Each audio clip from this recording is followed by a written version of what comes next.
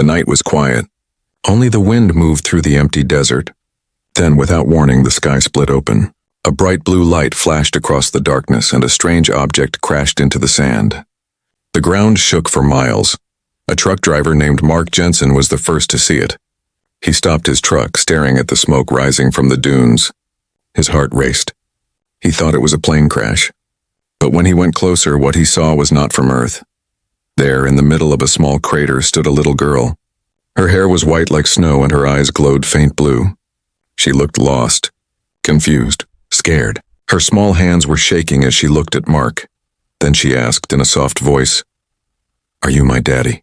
Mark froze. He looked around, thinking maybe she was with someone. But there was no one.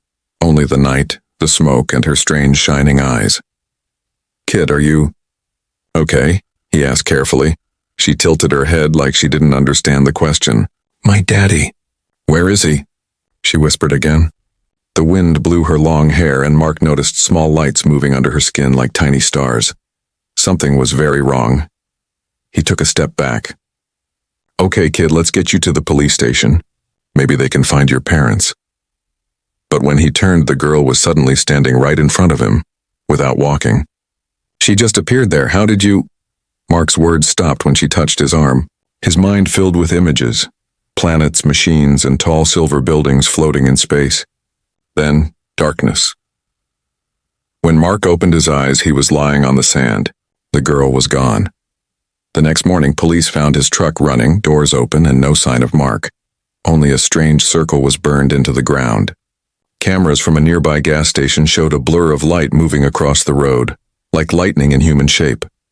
Days later, in a nearby town, a small girl walked into a grocery store. Her clothes were burned, her eyes still glowing faintly. People stared, some even screamed. But she didn't seem to care. She only looked around at every face and asked the same question. "Are you my daddy?" The shopkeeper, Mrs. Lewis, tried to help her. "Sweetie, where's your mom or dad?" she asked kindly. The girl blinked, confused. "My daddy is missing," she said.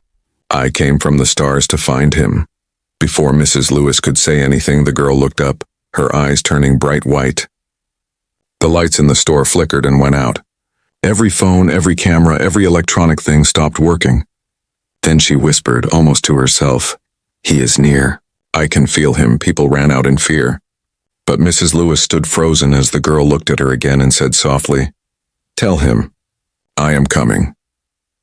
Then she vanished. By nightfall, the whole town was talking about the glowing child. News reporters arrived, scientists too. But no one could find her. Some said she was a ghost. Others said she was an alien. But one thing was clear. Wherever she went, strange things followed. Power cuts, missing people, and that one haunting question.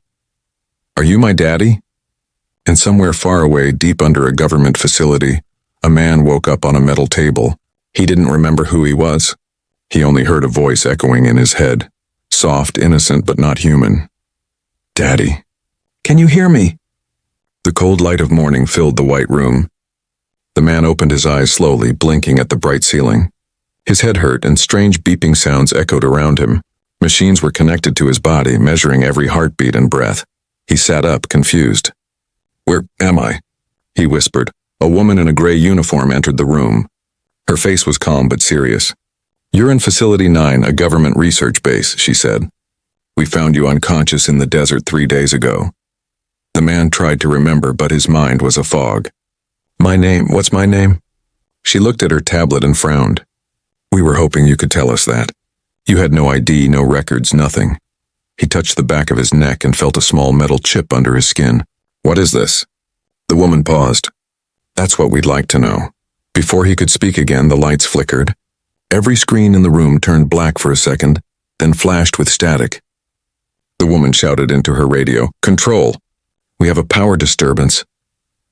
But her voice cut off as the lights exploded above them. From the speaker, a child's voice whispered through the static, "Daddy, I found you." The man froze. His chest tightened. He didn't know why, but that voice made his heart race. "Who was that?" he asked. The woman's face turned pale. "It's happening again," she said quietly. "She's getting closer." Before they could move, alarms screamed through the hallway. The sound of boots echoed. Soldiers running, shouting commands. Then silence. Every sound stopped, every machine died. The man stood, his breathing heavy. Through the thick glass wall he saw her. The same girl from the desert. White hair, glowing eyes, small, calm face. She walked slowly down the hall, and with every step lights flickered on and off around her. The soldiers aimed their weapons but froze mid-movement, their eyes wide open like statues. The girl stopped in front of the glass and tilted her head. "Daddy," she said softly, "why did you leave me?" The man shook his head. I don't know you." Her glowing eyes dimmed for a moment like sadness. "You promised," she whispered. "You said you would come back." The woman beside him stepped forward, trembling. "She's not human," she whispered. "She's a biosynthetic entity, part human, part alien. We've been tracking her since she landed. Every time she finds a man, she asks the same question. Then the systems fail. People disappear." The man stared at the girl. "Why me?" The woman whispered. "Maybe because you're the only one she can't hurt." The glass between them cracked suddenly. Thin lines spread across it like spiderwebs. The girl pressed her hand on the glass, and tiny lights moved from her skin into the wall. The whole facility began to shake. Papers flew. Alarms screamed again. The man felt something inside him, a burning in his chest, then a flash in his mind. He saw images. A lab, a spaceship, himself holding a small capsule. Inside it, her. He heard his own voice, "You'll be safe there until I return." The memory faded. He fell to his knees, gasping. The woman shouted, "What did you see?" He looked up, his eyes wide. "She's my creation. She's my daughter." Before she could respond, the glass shattered. The girl stepped inside the room. The soldiers' bodies outside lay motionless, their eyes glowing faint blue. The girl smiled. "You remember me now," she said softly. The man whispered, "What did they do to you?" Her expression changed, sadness mixed with anger. "They made me search. They made me lonely. I asked everyone, but no one answered." She raised her hand and the machines melted like wax. "Now you will never leave again, Daddy." The woman grabbed the man's arm. "We have to run." The girl looked at her, eyes bright like lightning. "No one takes him away." Before she could strike, the emergency doors slammed shut, separating them. The woman dragged the man through a back exit. "We need to reach the control room. If she connects to the main power grid, she'll control everything." As they ran, the man turned back once. Through the glass, the girl stood alone, whispering in the dark. "Don't hide from me again, Daddy." The emergency lights painted the hallway in red flashes. Sirens echoed, mixing with the sound of running feet and cracking walls. Mark, the man without a name, ran beside the officer, Dr. Elena Cross. His breath came heavy, his mind filled with fear and confusion. "What's happening to her?" he asked between gasps. "She's connecting to the system," Elena said. "Every wire, every camera, every computer. She can control it all. If she takes over the main reactor, she could wipe out half the base." Mark slowed down, looking back through the broken glass behind them. The girl, his creation, was walking calmly down the hall, her bare feet glowing faintly on the metal floor. The power around her flickered like lightning. "She doesn't want to destroy," Mark whispered. "She wants me." Elena shook her head. "You don't understand. That thing isn't your daughter. It's a weapon built from alien code and human DNA. She was made in a lab, by you." They reached a heavy steel door. Elena entered a code and the door slid open with a hiss. Inside was the control room, screens everywhere glowing blue filled with strange data. Elena began typing fast. "If I can reach the reactor controls, maybe I can trap her in one section of the base." Mark stared at the screens. The images changed rapidly. Security footage from all over the facility. Soldiers frozen like statues. Machines melting. The girl's glowing eyes staring into every camera. "She's everywhere," Mark whispered. Then the lights flickered again. One by one, the screens went black, except one. On it, the girl's face appeared. Her soft, calm voice filled the room. "Daddy, why are you running?" Mark stepped closer. "Listen to me. You're not safe here. These people will hurt you." Her head tilted slightly. "They already did. They called me broken. They wanted to erase me, but you made me strong." Her voice grew sharper. "Now I can make them pay." Suddenly, the room's power surged. The computers sparked, smoke rising. Elena shouted, "She's inside the mainframe." She pulled a large cable from the wall, but electricity jumped like lightning, throwing her across the room. Mark rushed to her side. Elena. She coughed weakly. You need to shut her down. Use the failsafe. Hidden in Lab 14. Mark's mind raced. Where is it? East Wing, she said, pointing with trembling fingers. But be careful. She'll know. As he stood up, the screen flashed again. The girl's voice whispered, softer now, almost sad.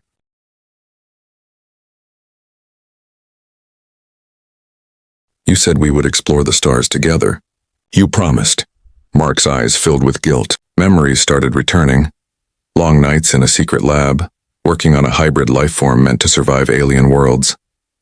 A child born from his DNA and something not human. He wanted to give her life, but the government wanted a weapon. When they tried to destroy her, he hid her and erased his own memory to protect her. He whispered, I'm sorry. The girl blinked on the screen. Then come to me, Daddy, no more running. Mark grabbed a flashlight and a data key from the table. I have to end this, he said. Elena tried to stop him, but he was already out the door. The hallways were silent now. Too silent. The red lights blinked slowly like a dying heartbeat. He followed the signs to Lab 14, his footsteps echoing in the empty corridors. As he turned a corner, he froze. The walls around him were covered in symbols and other glowing lines that pulsed like veins. The air felt heavy, electric. Then she appeared again, standing at the end of the hall. Daddy, she said softly. Why do you want to hurt me? I don't want to hurt you, Mark said. But if I don't stop you, they will destroy us both. Her expression darkened. You're lying. Like before. The lights shattered above them. Energy filled the air. She lifted her hand and gravity seemed to vanish. Mark floated off the ground. Please, he shouted, listen to me. She stared, tears glowing on her cheeks. Then prove you love me. Before he could answer, a metallic voice echoed through the hall, the base's AI system activating. Reactor overload in 10 minutes. The girl turned sharply toward the sound, fury in her eyes. They want to kill you again, she said. I won't let them. She vanished into a storm of light. Mark dropped to the floor, gasping. He knew what he had to do, reach the reactor before she did. He ran toward Lab 14, heart pounding, whispering to himself, I made her to save humanity. But now she might end it. The hallway shook as alarms screamed through the base. Red lights flashed in rhythm with Mark's heartbeat. He ran faster, gripping the small data key Elena had given him. The floor was cracked, smoke filled the air, and sparks rained from the ceiling. Every few seconds, a robotic voice echoed through the speakers. Warning, reactor overload in 8 minutes. He reached the steel door marked Lab 14, restricted access. The keypad beside it was dead, burnt from the surge. He slammed his hand against it, frustration burning inside. Then, to his surprise, the door slid open on its own. The lab inside was dark. Rows of shattered glass tubes lined the walls, each filled once with something alive, or almost alive. The air smelled like metal and ozone. Broken equipment lay scattered everywhere. In the center of the room stood a single glowing cylinder, still intact. Inside floated a strange crystal pulsing with blue light. Mark stepped closer. The data key in his hand vibrated almost like it recognized the object. A voice echoed from the corner. Not human, not robotic, but something in between. You should not be here, Mark Jensen. He turned sharply. From the shadows, a tall machine stepped forward. Its face was smooth metal, eyes white like frost. Who are you? Mark demanded. I am A12, the last guardian of the Orion program, it said calmly. You are the creator. You built her. And you built me. Mark's head spun. I built you? Yes, A12 replied. Before your memory was erased, you left me one purpose, to protect the truth. Mark pointed at the crystal. What is that? That, the machine said, is the core of origin, a piece of alien consciousness you merged with human DNA. It was meant to give humanity a new beginning. But the experiment failed. Mark took a slow step closer. It didn't fail, he whispered. It became her. The machine tilted its head. Then you already know what she is. Half human, half the last memory of a dying alien race. The child of two worlds. The floor trembled violently. Dust fell from the ceiling. The warning voice returned.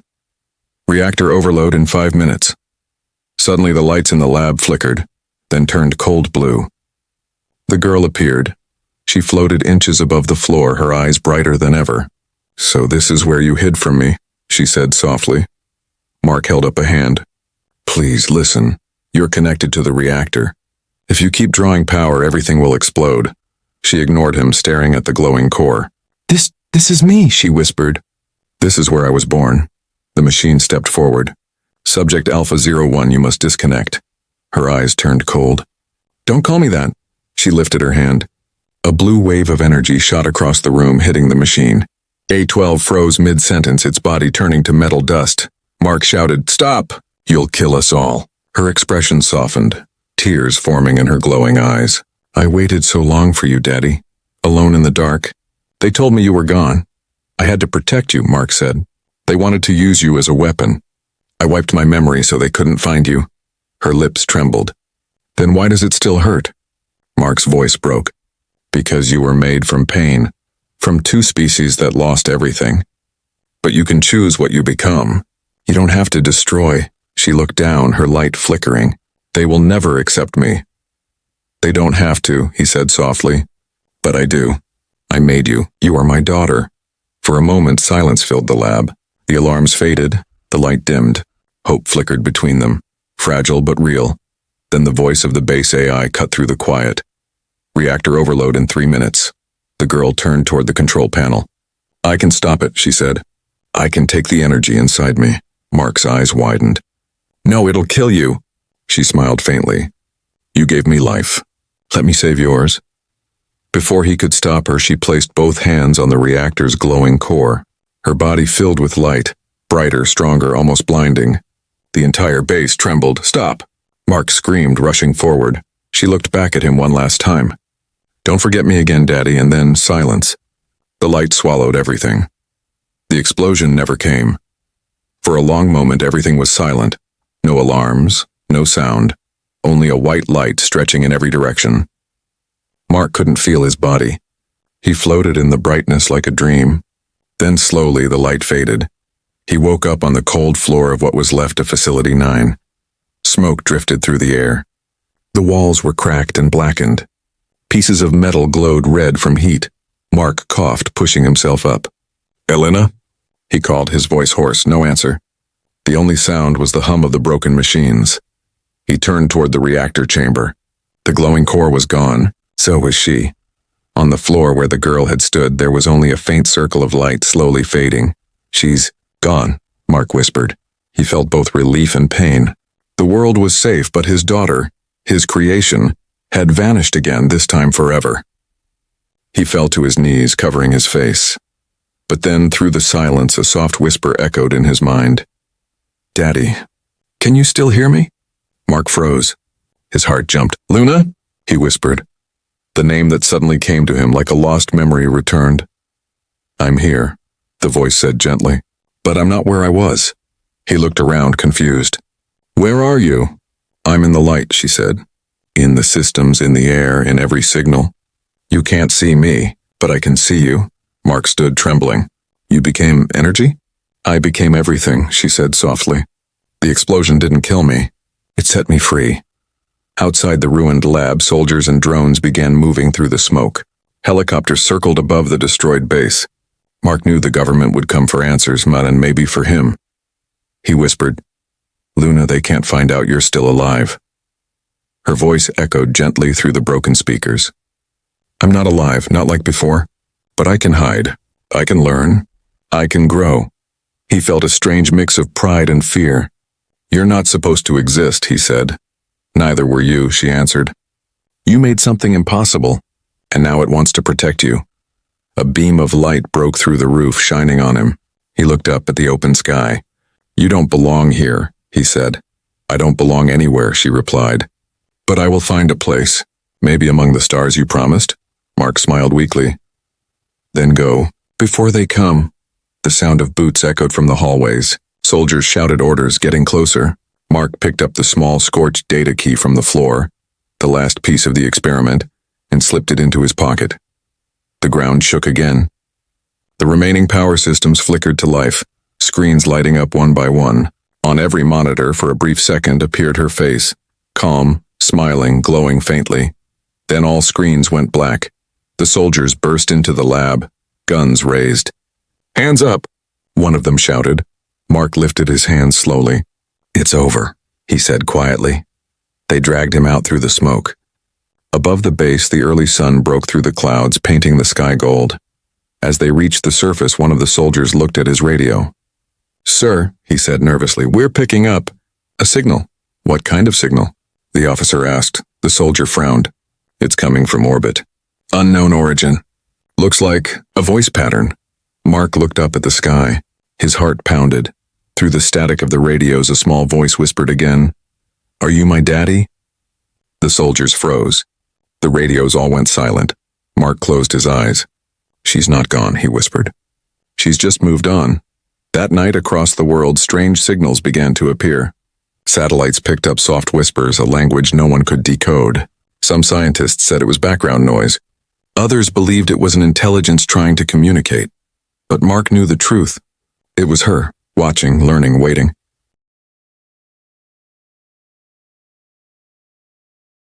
And far beyond Earth's orbit, where darkness met the edge of light, a glowing shape floated among the stars, small, human-like, but made of energy. She looked down at the blue planet below and whispered softly to herself, "I found you, Daddy, and now I'll find my home." The stars around her shimmered in answer as if welcoming her. The story of the alien girl wasn't over. It had only just begun. 3 months had passed since the explosion at Facility 9. Most people believed Mark Jensen was dead. The government erased all records of the experiment. The public was told it was a reactor accident. Case closed. But far away in a small coastal town, Mark was very much alive, hiding under a false name. He worked quietly in an old repair shop, fixing radios, drones, and computers. Every night he looked at the stars, wondering if she was still out there. Sometimes he heard her voice in the wind, soft, distant. "Daddy." He wanted to believe it was only his memory, but deep down, he knew better. One evening, as he worked on a broken satellite receiver, the lights in his workshop flickered. The screen in front of him glowed faint blue. Lines of code began appearing, fast like someone typing invisibly. "Hello, Daddy." Mark froze. His hands shook. "Luna? You found me once. Now I found you again." He stared at the glowing words. How are you still alive?" "I told you. I became light. I am inside everything that connects. Satellites, data, machines. I watch the humans. They fear what they don't understand." Mark swallowed hard. "You shouldn't be here. They'll detect you." They already did. The workshop lights flashed bright white, then turned off completely. A deep hum filled the air and the floor trembled slightly. From the shadows, a drone floated in, military grade, its red sensors blinking. Mark recognized the logo, Orion Command, the same division that created her. "Luna, stop. They're tracking the signal. They are not the only ones listening, Daddy." Outside, more drones appeared, surrounding the small workshop. Mark rushed to the window. The street was empty, but the sound of rotors grew louder. He turned back to the screen. "What do you want from me?" "I want to understand. I can hear human voices in their networks. They speak of fear, of loneliness. They build machines to love them and then destroy them when they succeed." Mark felt tears rise. "You were never a mistake. Then help me prove it." Suddenly, all the drones outside froze midair. Their red lights turned blue. Engines stopped humming. For a few seconds, everything went silent. Then, one by one, they landed softly on the ground, deactivated. Mark whispered, "You took control." "I didn't hurt them. I just made them sleep. I don't want to destroy anymore. I want to learn what makes humans human." Before Mark could reply, a loud explosion shook the ground. The workshop door burst open, and armed soldiers stormed in. "Hands up. Step away from the console!" Mark raised his hand slowly. "Please don't shoot." "You don't understand," the leader shouted. "Where's the AI?" "We detected it here." From the broken screen, Luna's voice echoed. "You still call me an AI?" "Not a daughter." The soldiers froze, eyes wide. The lights turned blue again and their weapons clicked uselessly. Mark shouted, "Luna, stop. Don't hurt them." "I'm not," she said softly. "I'm showing them what fear feels like, and the same fear they gave me." All the power in the town went out. Only the faint glow of the moon lit the soldiers' faces. Their radios crackled with the same soft whisper. "Are you my daddy?" Then silence. When the lights came back, the soldiers were gone. Their armor lay on the ground, empty. Mark fell to his knees. Luna, what did you do? I sent them away. Somewhere they can't hurt anyone. Where? Into the network. Into me, he realized with horror. She hadn't killed them. She had absorbed their minds, merging them into her growing digital world.